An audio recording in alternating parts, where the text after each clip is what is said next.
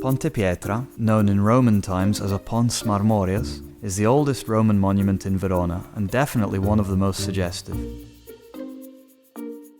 It was built around the 1st century BC to replace an old wooden bridge that allowed people to climb up the hill in front over an ancient ford over the River Adige.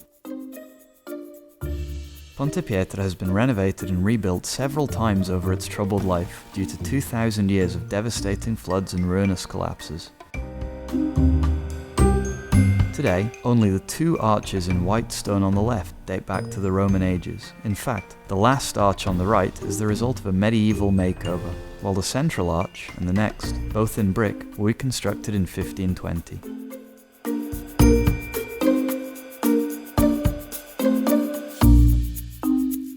At the beginning of 1300, thanks to Alberto I della Scala, the bridge was enriched with its characteristic defensive tower, adorned with a stone arch surmounted by a huge emblem of the Della Scala family, the reigning family of the city.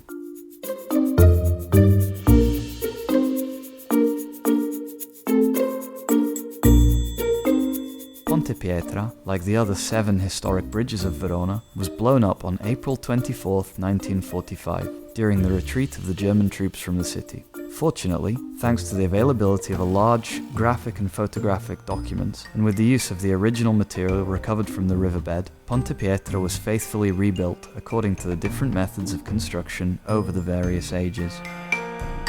Offering spectacular and harmonious beauty, which combines Roman classicism with the simplicity of the medieval Romanesque style, Ponte Pietra offers its best view at night, when its distinctive succession of different materials and styles is expertly lit up, making it one of the most romantic places in the city.